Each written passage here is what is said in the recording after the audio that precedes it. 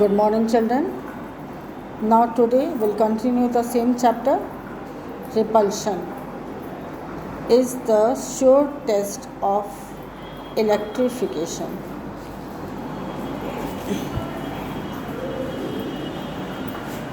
Repulsion जो है कोई भी ऑब्जेक्ट इलेक्ट्रीफाइड है या नहीं है, इसको टेस्ट करने के लिए श्योर टेस्ट रिपल्शन है.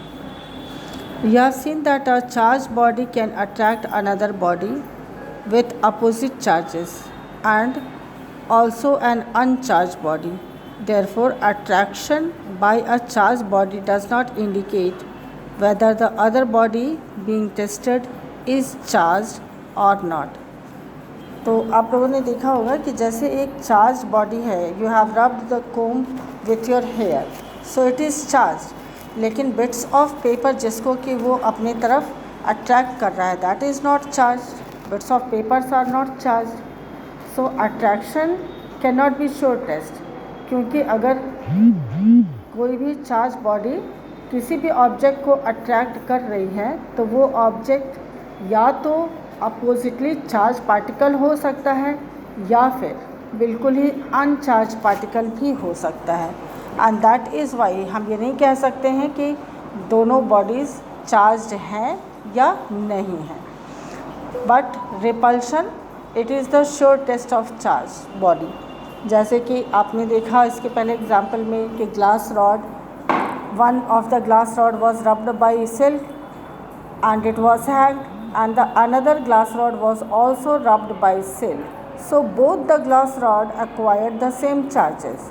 दोनों के ऊपर सेम चार्ज आया, और जब हमने हैंग वाले रॉड के पास दूसरा सिल्क में रब किया हुआ रॉड उसके करीब लाने की कोशिश करते हैं तो that rod starts deviating. It means it is showing the characteristics of repulsion because both of them are charged and both are acquiring the same type of charge. Therefore, to test whether a body is charged or not, bring a positively charged and a negatively charged body near the body to be tested one by one. है ना? तो positively charge और negatively charge body को अगर आस एक दूसरे के करीब में लेके आते हैं तो they will attract each other. If it is attracted by both means it is not charge. अगर एक चार्ज बॉडी के तरफ चार्ज बॉडी और अनचार्ज बॉडी दोनों ही अट्रैक्ट हो रहे हैं, इसका मतलब कि वो चार्ज नहीं है.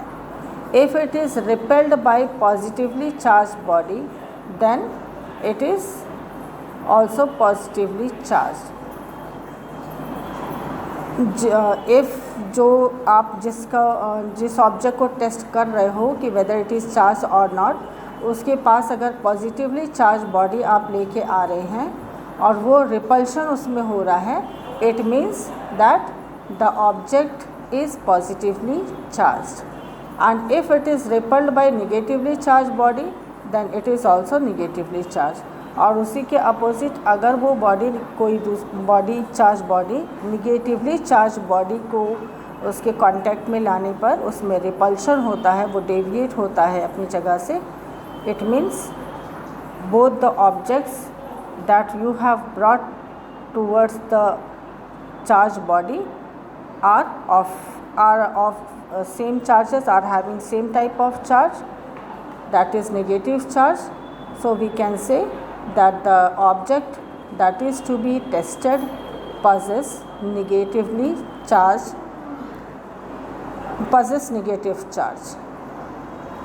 So in this way we can say that repulsion is the sure test of electrification, है ना.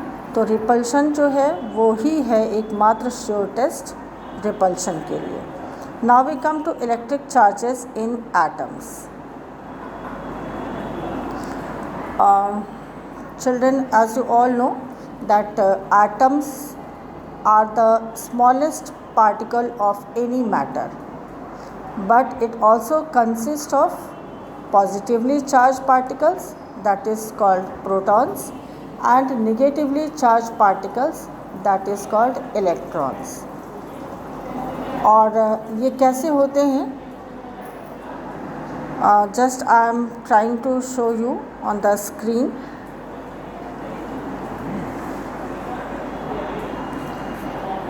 स्क्रीन पे क्या लिखा है उस पर मत ध्यान देना, अभी मैं जो बता रही हूँ उसे ध्यान से सुनिए और समझिए। जैसे कि कोई भी एटम है, एटम ऐसे ये सेंटर, इसमें प्रोटॉन होगा और न्यूट्रॉन होगा। Proton are the positively charge particles whereas neutrons are the neutrons are neutral. Neutrals पे कोई चार्ज नहीं होता। If I take example of hydrogen, hydrogen के शेल में 1 इलेक्ट्रॉन होता है, means number of protons in the, अब ये इस जो सेंटर में ये सर्कल आपको दिख रहा है जिसके अंदर प्रोटॉन्स और न्यूट्रॉन्स हैं, इसे हम बोलते हैं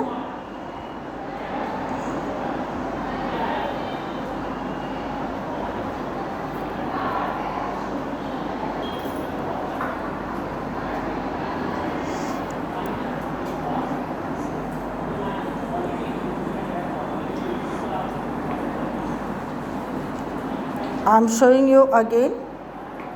This is nucleus. It consists 1 proton and 1 neutron. Proton is positively charged particle whereas neutron is the particle which does not contains any charge on it. It does not have any charge. अब ये जो circular body है that is called nucleus in the center. Atom के centre में जो portion होता है उसे हम न्यूक्लियस कहते हैं। अब उसके अगल बगल, जैसे आपने देखा होगा सोलर सिस्टम में ऑर्बिट्स बने होते हैं, वैसे ही इसमें भी शेल्स ऑर्बिट्स बने होते हैं। बिकॉज इसमें 1 प्रोटॉन है and 1 proton means 1 positive charge, और इसके आउटर शेल में 1 इलेक्ट्रॉन है and electron is negatively charge particle. So 1 positive charge and 1 negative charge make the hydrogen atom neutral in nature, है ना। It makes the atom neutral in nature because as much positive charge is there, that much only electrons are also present. So all matter is made up of tiny particles known as atom, and an atom consists of 3 main particles, that is protons and neutrons in the nucleus and electrons in its outer orbits. Now next, a proton carries a positive charge. जैसे कि मैंने बताया आप लोग को, protons are positively charged particles, electrons carry negative charge and neutrons have no charge on it. In an atom, under normal conditions, the number of protons is equal to the number of electrons. जैसे मैंने बताया ना कि hydrogen में 1 electron उसके orbit में है और 1 ही प्रोटॉन उसके न्यूक्लियस में है, means 1 positive and 1 negative charge it is possessing, and so it is electrically neutral in nature. When an atom gains electron, the number of electron is more, and then that atom possess negative charge on it or it becomes negatively charged, है ना। कोई भी atom अगर किसी दूसरे atom से electrons को receive कर लेता है, ले लेता है, एक्वायर करता है, तो क्योंकि अब उसके पास electrons that is negatively charge particle, उसकी काउंटिंग बढ़ गई प्रोटॉन की अपेक्षा, तो वो पूरा एटम क्या हो गया, निगेटिवली चार्ज हो गया, मीन्स उसके ऊपर निगेटिव चार्ज की अधिकता हो गई। When an atom loses electron, इसी तरह से जब कोई एटम अपने इलेक्ट्रॉन को लूज़ करता है यानी किसी को दे देता है, then there is less number of electrons, तो उसके पास इलेक्ट्रॉन्स की काउंटिंग कम हो जाती है प्रोटॉन की अपेक्षा, and it becomes a positively charge particle. Now methods of charging, किसी भी ऑब्जेक्ट को चार्ज करने के अलग अलग तरीके हैं। जैसे कि first is the by charging by friction, then second by conduction, and third by induction. Friction means by rubbing. When you rub two objects with each other, it causes friction, and due to friction there is transfer of charges in between the two objects, which leads to the electrification of the object. It becomes electrically charged particles. Now second is charging by conduction. Conduction, this also by coming in contact. So when an uncharged body is touched with a positively or negatively charged body, the uncharged body also acquires the same charge as is possessed by the charged body, and this process is called charging by conduction. यहाँ पे एक charge body है, चाहे वो positively charge body हो या फिर negatively charge body हो, उसके करीब में या उससे सटा के उसके कांटेक्ट में अगर कोई दूसरे ऑब्जेक्ट को रखा जाता है तो दूसरे ऑब्जेक्ट में भी वही चार्ज आ जाते हैं जो कि चार्ज बॉडी पर थे। चाहे तो अगर चार्ज बॉडी नेगेटिवली चार्ज है तो उसके कांटेक्ट में आने वाला ऑब्जेक्ट भी नेगेटिवली चार्ज हो जाएगा, और if the charge body is positively charge तो उसके कांटेक्ट में आने वाला ऑब्जेक्ट भी पॉजिटिवली चार्ज हो जाएगा। Now third is charging by induction. So the process of charging a body by keeping it near a charged body but not touching it is called charging by induction. यहाँ पे actual contact नहीं होता है, लेकिन बस दो object पास में रखे हुए हैं कुछ डिस्टेंस को मेंटेन करते हुए, और इसके बावजूद भी जब वो चार्ज हो जाते हैं तो that is called charging by induction. In charging by induction no charge flow from the charge body to the uncharge body. इसमें जो है कोई भी चार्ज बॉडी से अनचार्ज बॉडी की तरफ फ्लो नहीं करता. When the body is negatively charged, it repels the electrons in the uncharged body. Due to this, the nearer end of the uncharged body becomes electron deficient, and that is positively charged. The farther end of uncharged body becomes negatively charged and has excess of electrons.